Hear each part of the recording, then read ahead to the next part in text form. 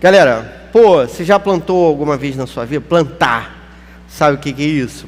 Depois que eu fiquei mais velho, eu virei o tiozão da samambaia, né? Pai de samambaia, pai de pet, pai de samambaia, assim por diante. Meu coração amoleceu, tive filhos e tal. Então eu cuido de filhos, cuido de pets e cuido de plantas.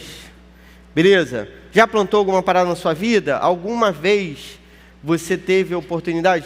Antigamente nas escolas a galera fazia isso, né? Você levava o feijãozinho lá, botava no algodão, esperava o feijão crescer. Às vezes tinha hortinha, às vezes... Alguém já viveu isso na vida? Vocês sabem o que é terra? Terra, semente, planta, coisas desse tipo. Existem princípios que regem essa parada. Tem planta que tem crescimento rápido.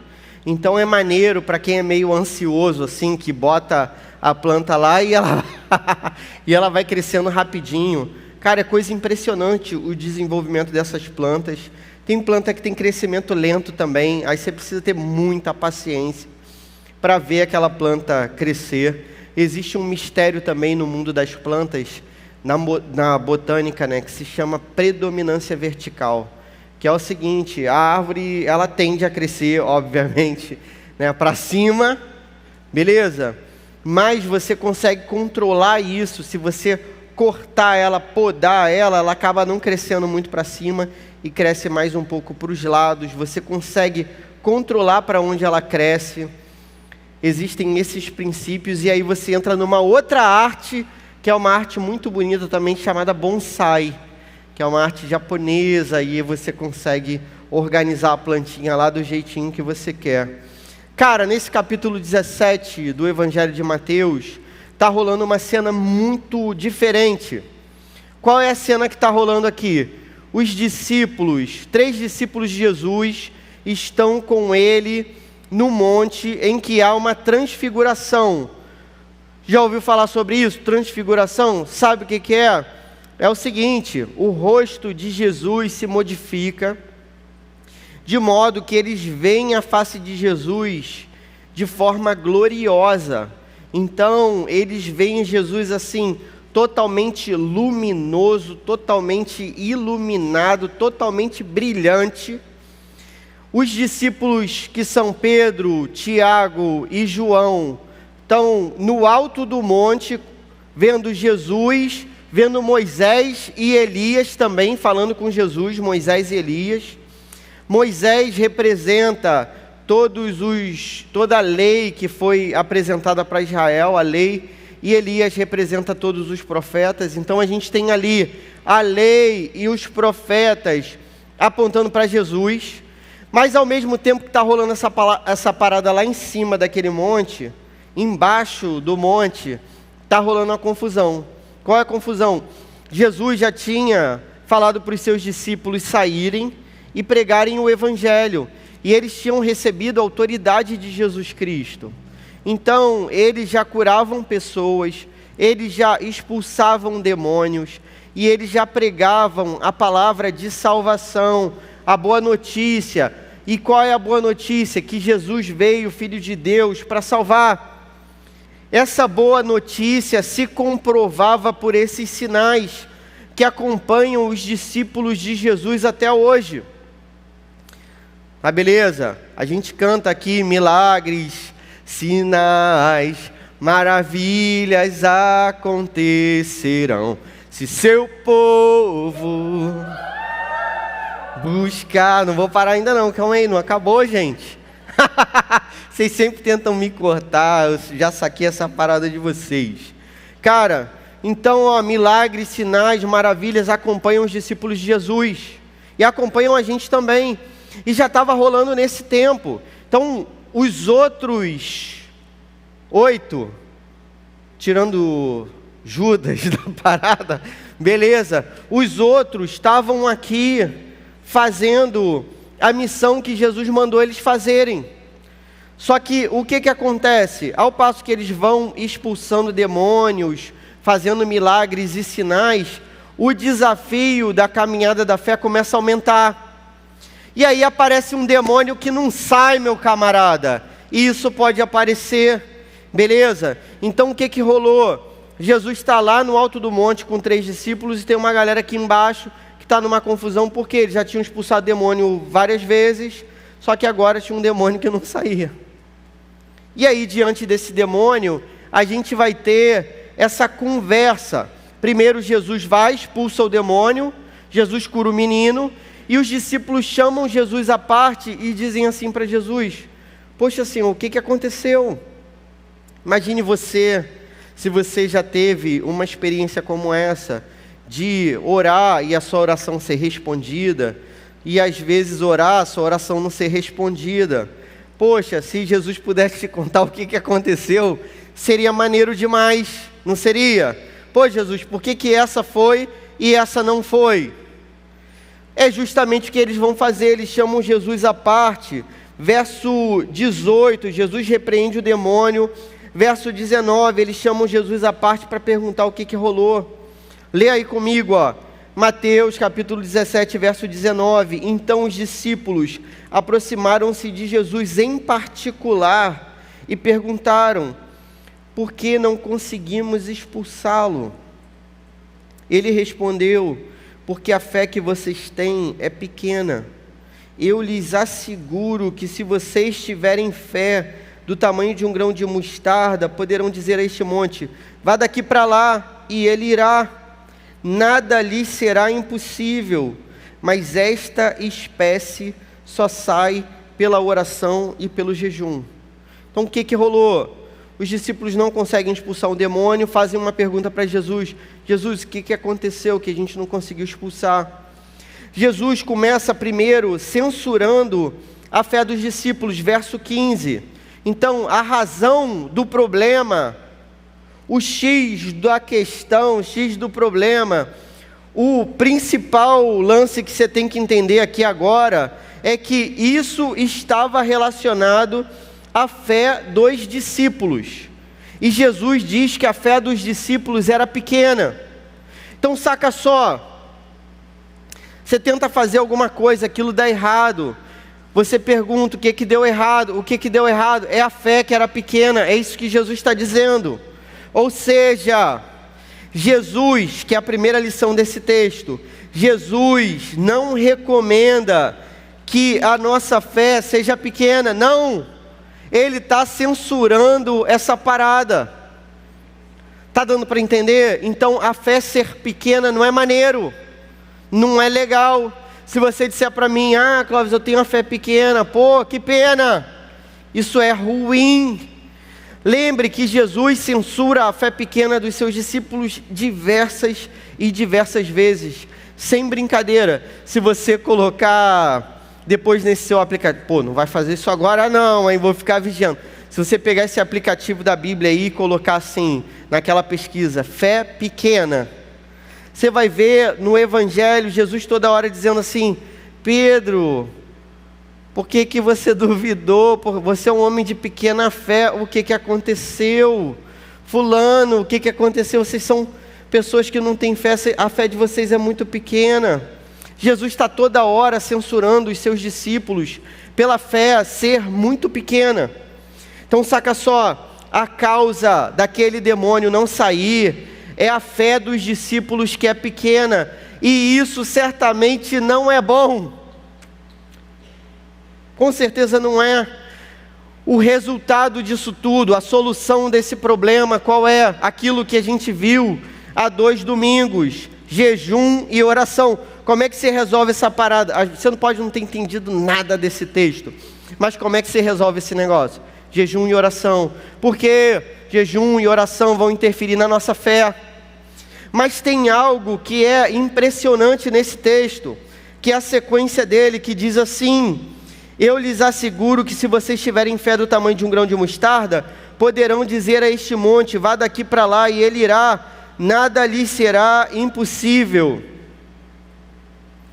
Mas esta espécie só sai com jejum e oração. Então, cara, estamos diante de um problema. Qual o problema? Jesus diz que a fé pequena é a razão para o demônio não sair. Isso é péssimo. Mas parece que Jesus está dizendo que se você tiver uma fé pequena, tá bom pra caramba depois. Não é isso? Você já viu um grão de mostarda? Provavelmente não, talvez na internet, né? É um grão piquititinho, tipo gergelim que tem no hambúrguer, sabe? Big Mac. Pô, a galera que é vegana, a galera que é vegana fica, pô, chateada comigo. Big Mac, não existe coisa melhor do que isso, beleza? Pô, não tem, debaixo, né, do céu, no céu deve ter coisa muito boa, mas aqui, meu amigo, pô, 2 hambúrgueres, alface, queijo, molho especial, cebola, picles, num pão com gergelim. Gergelim é aquela sementinha que tem ali em cima do hambúrguer, tá ligado? O grão de mostarda, a mostarda tem no McDonald's também, mostarda, né, tem no McDonald's, mas o grão de mostarda, beleza? É daquele tamaninho, de um grãozinho daquele negócio chamado gergelim. Eu nem sei para que tem aquilo em cima do pão, na verdade, vou te falar a verdade. Nem sinto o gosto daquela parada, beleza? Eu mando para dentro e se tiver aquilo, não tiver, para mim tanto faz. Mas só como comparativo, é um grãozinho pequenininho. Então olha só que coisa estranha. Jesus fala assim, eles falam, o que deu errado, Jesus? A fé de vocês é pequena. Mas se você tiver uma fé pequena, vai ser maneiro pra caramba. Pô, isso é estranho. Se você acompanhar outras versões, por exemplo, tem uma versão que é do Rei Tiago, né? King James, né? Que é a versão, uma das, né, mais antigas aí e tal, 1618. Se você pegar uma versão em inglês, por exemplo, a própria NVI em inglês, ou essa versão do Rei Tiago, você vai perceber que na verdade o texto, né, e aí eu tive essa oportunidade de consultar também, o texto não está dizendo assim, eu lhes asseguro que se vocês tiverem fé do tamanho de um grão de mostarda. O texto, na verdade, a melhor tradução desse texto seria, eu lhes asseguro que se vocês tiverem fé como um grão de mostarda, não é do tamanho, é como. O tradutor traduziu aqui do tamanho, mas Jesus está falando como um grão de mostarda. E qual é a diferença entre uma coisa e outra? Cara, a diferença é toda. Porque o grão de mostarda, ele começa pequeno, mas ele cresce. Beleza? Ele cresce. O que Jesus está dizendo para os seus discípulos? Que é a segunda lição desse texto. Que é isso que você tem que entender. Pô, não entendi nada. Você falou uma opção de doideira, falou de hambúrguer, falou só maluquice, não entendi nada. Agora é o que você tem que entender. Segunda lição. Jesus espera que a nossa fé cresça como um grão de mostarda. Grão de mostarda tem 2 milímetros. A árvore chamada mostardeira, né, que você nunca ouviu essa palavra na sua vida, essa árvore tem 3 metros de altura. É uma árvore bonita, frondosa. Depois também você pode pesquisar aí no Google. O que isso significa?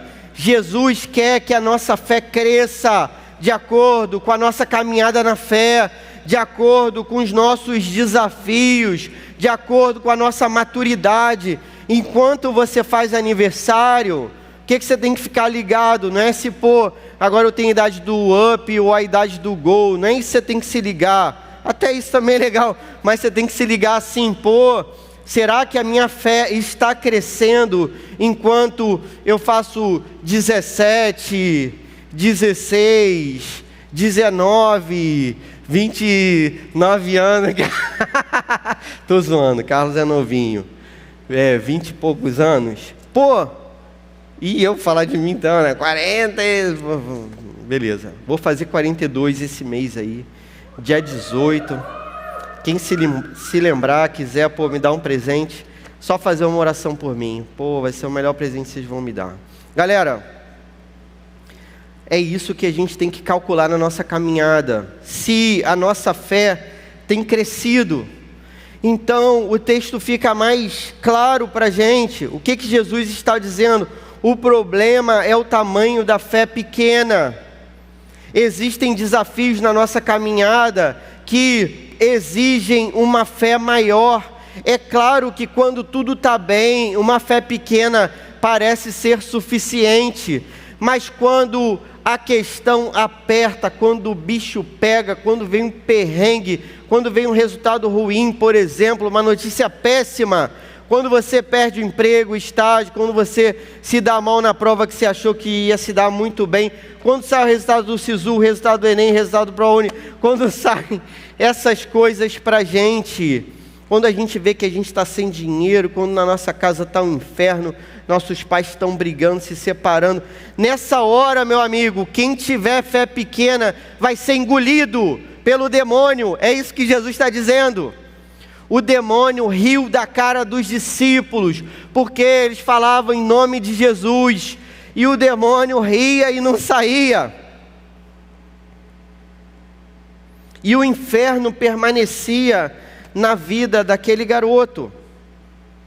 A nossa fé precisa crescer, assim como você cresceu provavelmente, espero que mais do que eu. A nossa fé precisa crescer, beleza? Para que a gente possa enfrentar o que a gente tem pela frente. Possivelmente você vai enfrentar problemas. Às vezes vem uma notícia boa que está camuflando uma notícia difícil. Recentemente uma irmã aqui nossa tirou 960 na redação, arrebentou na redação do Enem, passou para o FRJ. Cara, notícia boa, não é?